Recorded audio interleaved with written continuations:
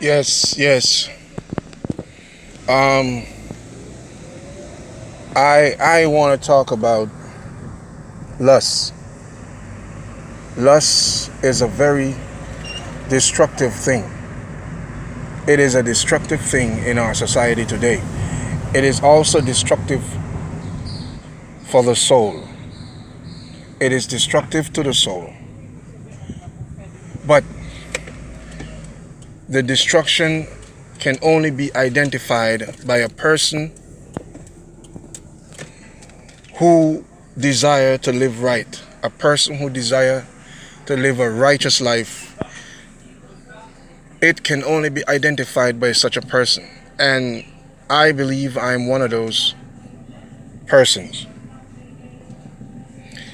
The thing is, the Bible said that if a man looks at a woman with lust, and he has already committed adultery in his heart.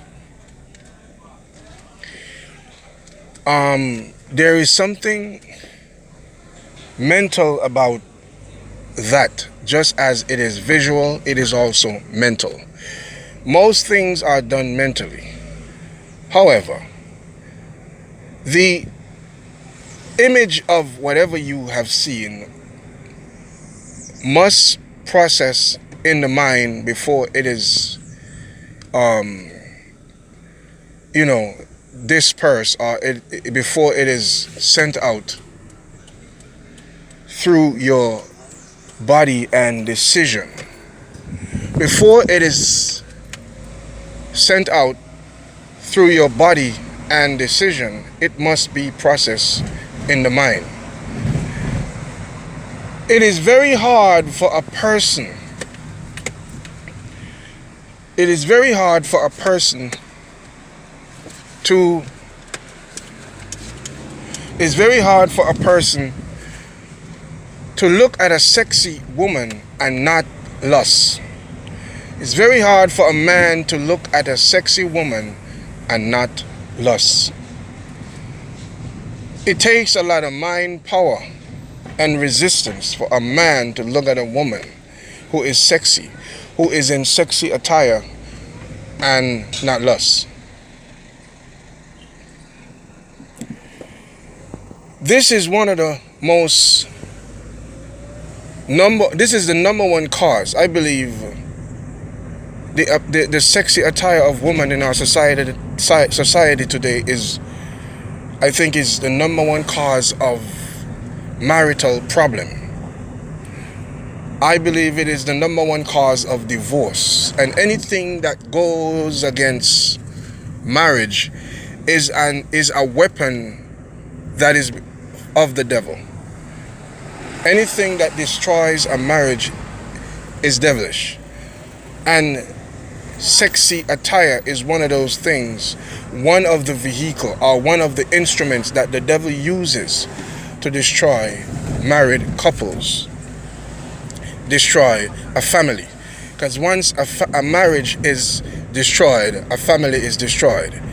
And once a family is destroyed, it can affect society. So, come back to lust. Lust is destructive. The destruction of lust is, it puts the soul on the path that leads to hell. It puts the soul on the path that leads to hell. Because the Bible said, just by looking at a woman, and when the Bible is talking about looking, the Bible is talking about lust. Because you could look at a woman and not lust. If you do not lust, then you have not sinned. But if you look and lust, it means that a thought has already been processed. And that thought is ungodly. That thought is sexual. That thought leads you to desire another person's property, whether if it's a man or a woman. But in our society today, and in many countries and cultures, sexy is one of the most predominant thing.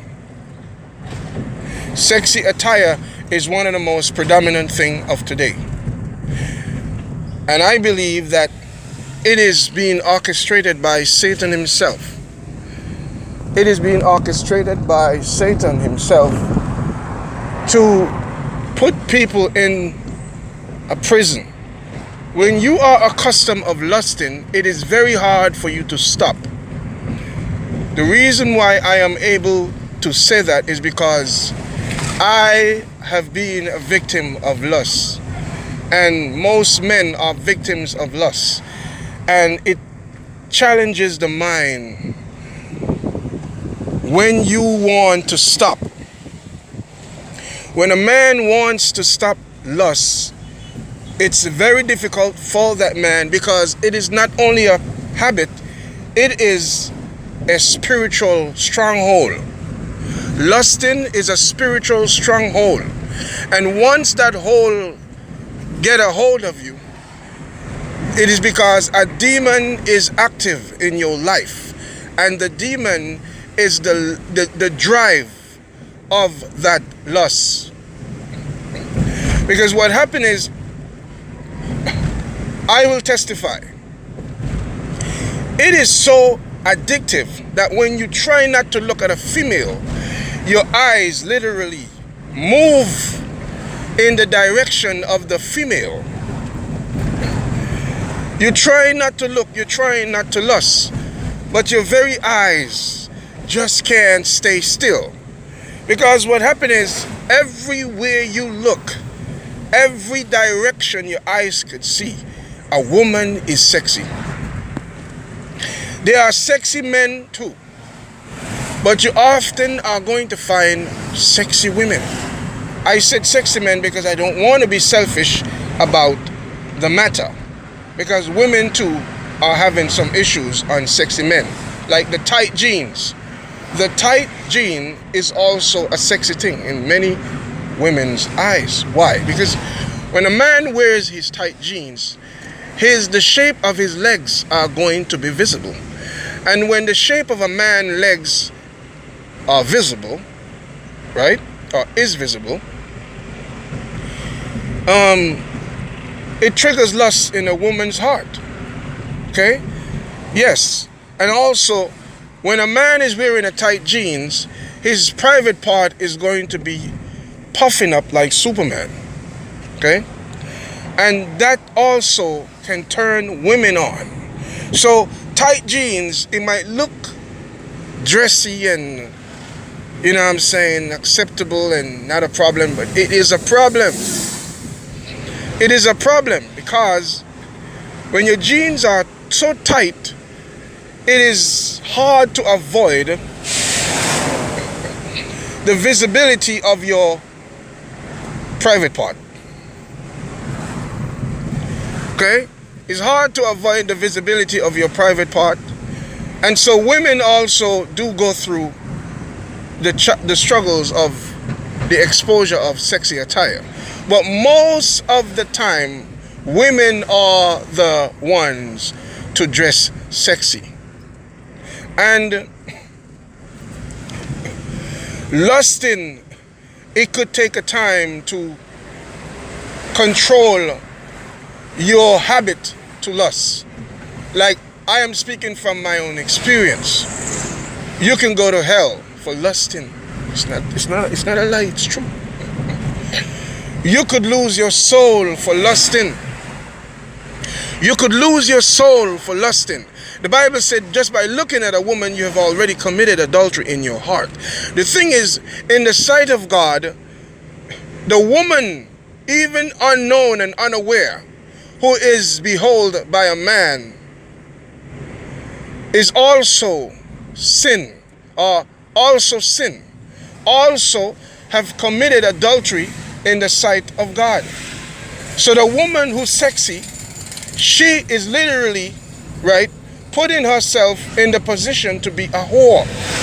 See, in the sight of God, you literally are like a whore. Because if you go around sexy, right, let's say you pass through town, if 100 men see you sexy, you have had sex in the mind and heart of those 100 men for dressing sexy.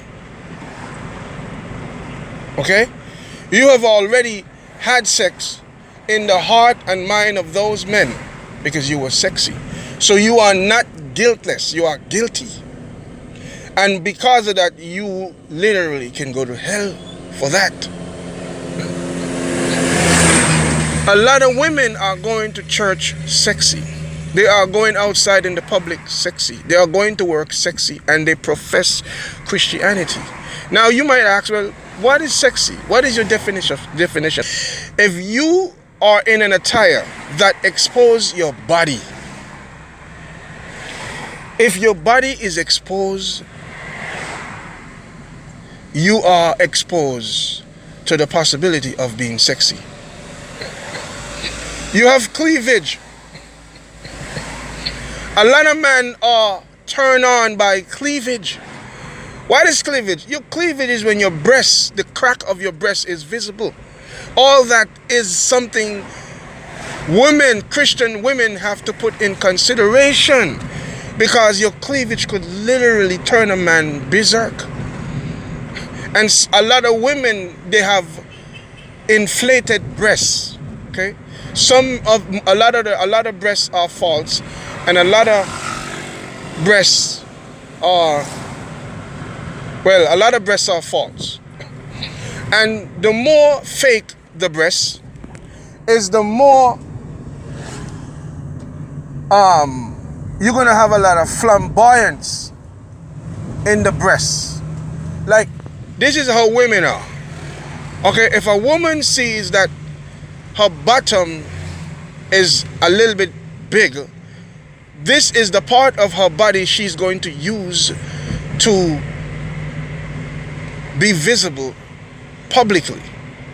If a woman sees her breasts puffy and nice, she is going to dress and expose this part of her body. I realize this about women. Whatever part of their body is a little bit excessive, she is going to let that part be visible, because women love to be admired. The desire of being admired becomes so perverted that women would do anything to get attention. And this is where the perversion comes in. Some would say the men who lust are the perverted ones, but they wouldn't see that dressing provocatively in public is perverted. They're not going to see that. It's perverted to go in the public with a pants as short as a panty, with a jean as short as a panty. Women literally go to the public with jeans that is so short that you could see their pubic hair.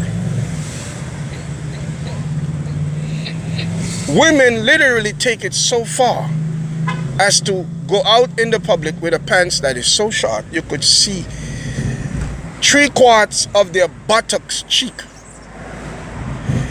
For the sake of sexy, they would go very far. Now, I understand the behavior of a woman who is not a Christian. I understand if a woman is not a Christian, she does not have the Spirit of God, and she goes out in the public this way. I understand, because she's not led by God. She does not have the Spirit of God. So therefore,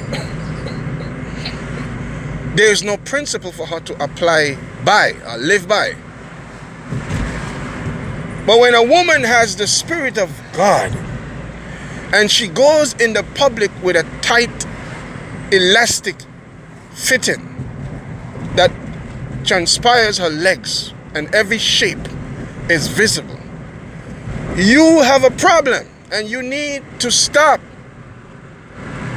You need to cover yourself, cover your body, cover your breasts, cover the temple of God, because the temple of God is not to be seen in the public. Your body is kept, it's supposed to be visible to your husband, not the public.